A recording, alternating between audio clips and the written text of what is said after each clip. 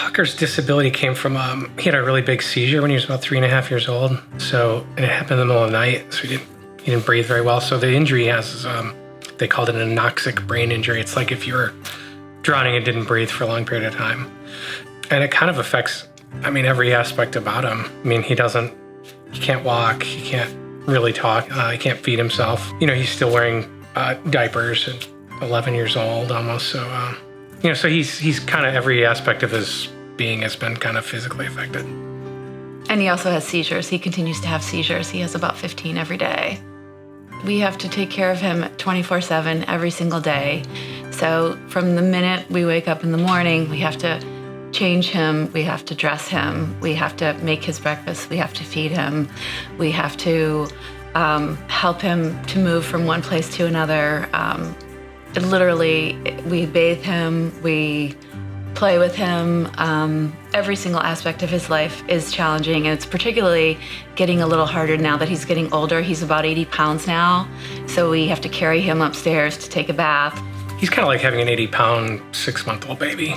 So, I think anybody who's had a baby can think about the things you do with a 12-pounder that you have to do with an 80-pounder. It was so sad what happened to Tucker. There was tremendous sadness for me and for him. When Tucker had his seizure, he went from being, a super high-energy, happy, bubbly, talking, laughing 3.5-year-old to basically being like laying in a bed. For a long time, he really didn't move much at all.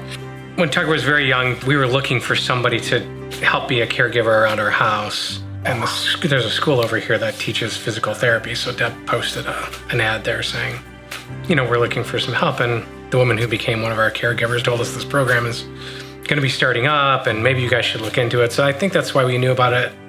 Really early on. The people at Jill's house are just so full of love and caring, and it's just like amazing. I remember walking in there one time and I saw Tucker's wheelchair in the library, and I thought, oh, maybe he's in there, and I went in, but he was out of the wheelchair and on the floor, and the woman looks up at me and she said, "Are you Tucker's mom?"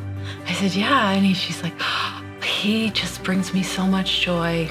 And I was like, wow, he brings me joy too, but it's so nice to hear someone else who truly loved him and cared about him. So it's really neat. So he loves going in the pool. He loves music, so he certainly likes the musical things that happen there.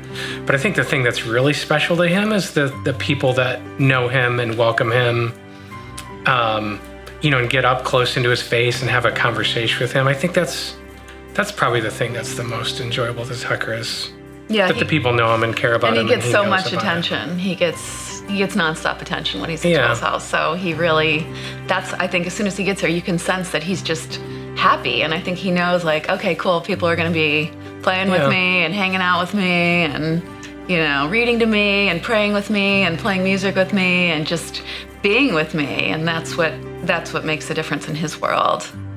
I think the single hardest thing about having Tucker is there's just a tremendous amount of almost never-ending guilt. Because if you're not with him, really engaged with him, he'll just, he just sits on the floor and stares at a wall. And then we have 2 other children, so, if you're with him and you're that focused on him, then you feel guilty that you're not there for them. So, in a way, for me, it's a respite from feeling guilty for the most part.